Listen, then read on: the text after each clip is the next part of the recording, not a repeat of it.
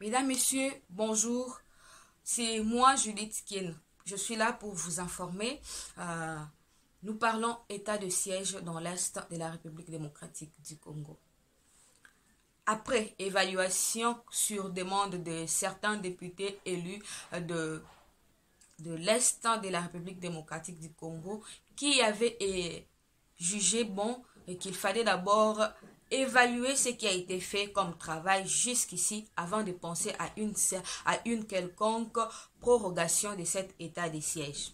Mais finalement, après évaluation, tous les députés réunis en plénière ont opté ou soit ont accepté de proroger pour la 5e fois l'état de siège à l'est de la République démocratique du Congo.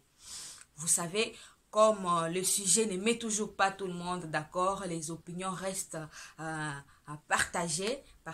Il y a de ceux qui pensent qu'il n'est plus important que cet état de siège soit prorogé. Il faut tout simplement arrêter toutes les opérations.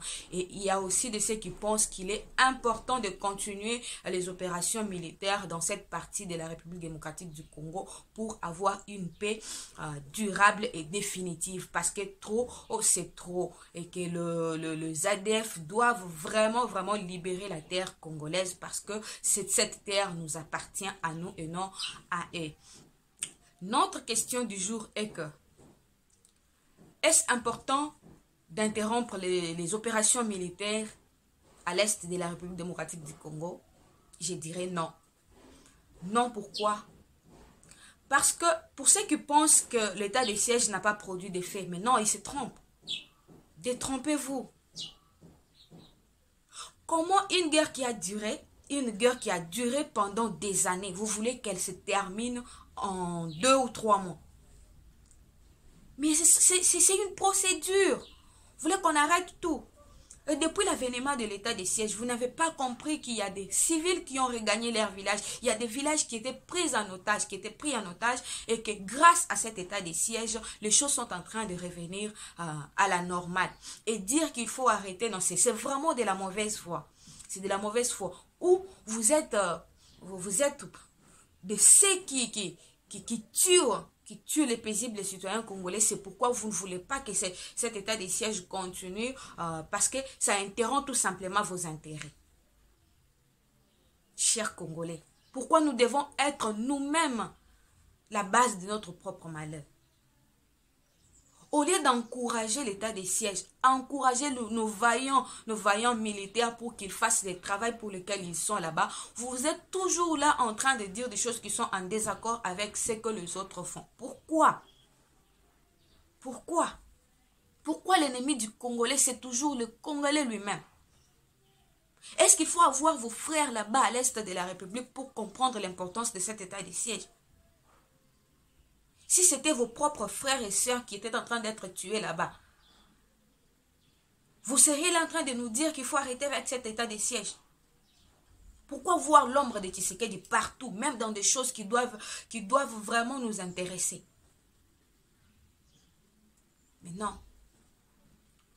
Et pendant que les autres sont là en train de vouloir le bien de nos frères et sœurs qui sont à l'est de la République démocratique du Congo. Ce qui est d'ailleurs les soucis de notre chef de l'État, raison pour laquelle il a fait et il a instauré l'état de siège.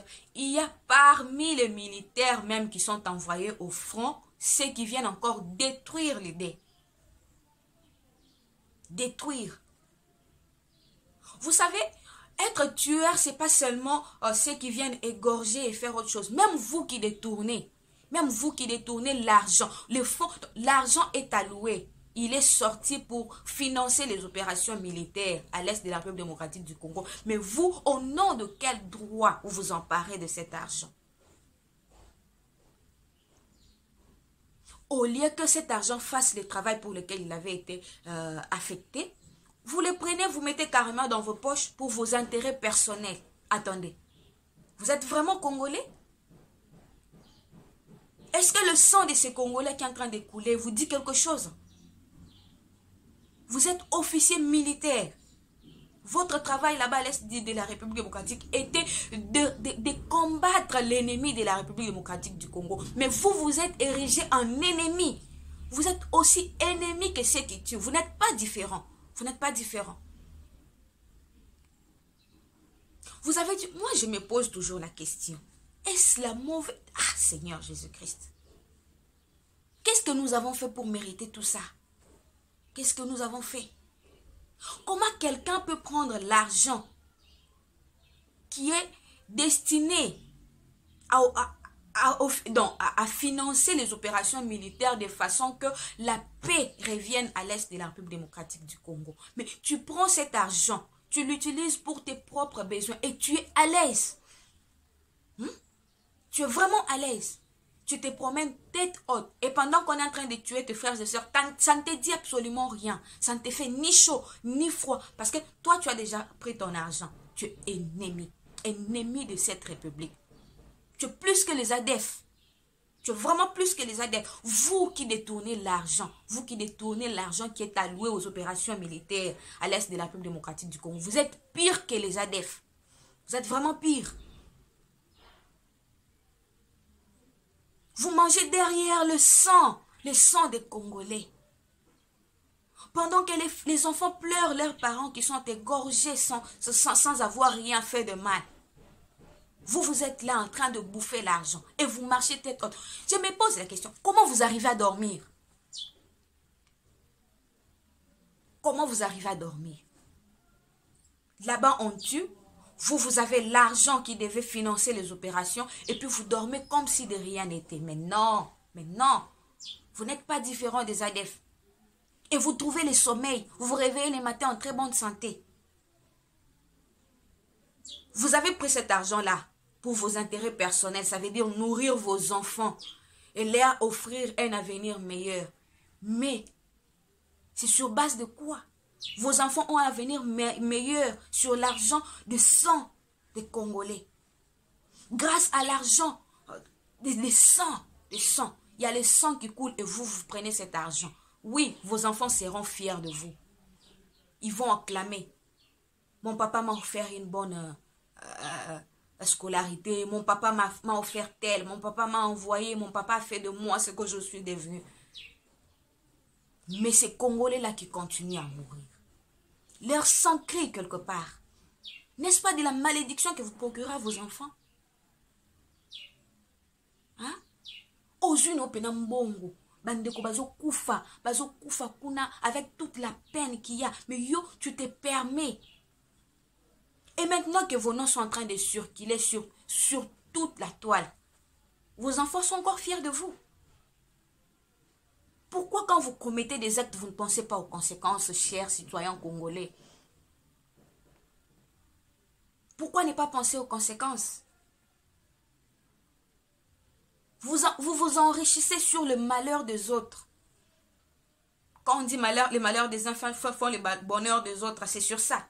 Mais non. Il faut avoir un cœur.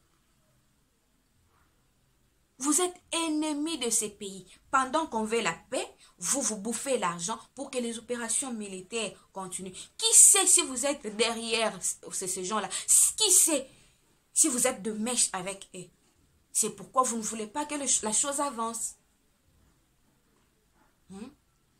Est-ce qu'il faut des sanctions vraiment graves pour que vous compreniez la gravité de vos histoires? Vous savez, il faut peut-être qu'on dise que celui qui va détourner cette fois-ci l'argent alloué aux opérations militaires sera pendu. Peut-être que comme ça, les gens auront peur de commettre certains actes. Comme ça, vous pouvez vous résilier, vous remettre en cause. Parce que quand il n'y a rien de mal, quand il n'y a pas vraiment de sanctions sévères, vous vous en foutez de tout ce qui peut arriver aux Congolais à l'Est. Il faut qu'il y ait vraiment des sanctions sévères. Ici, j'attire l'attention du ministre de la Défense et celui le ministre de la Défense et celui de l'Intérieur. Chers warriors, on ne vous sent pas. Les autres se démarquent dans leur secteur. Mais ceci vous concerne. Tous ces détournements sans sanction grave.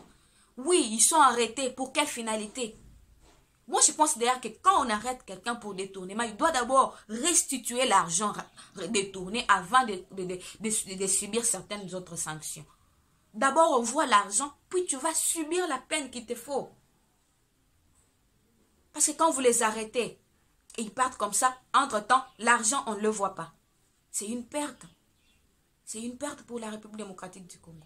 Et vous allez dire que les gens ne se développent pas. La République ne se développe pas. Comment voulez-vous que la RDC se développe avec ce genre de choses? Il y a des détourneurs partout.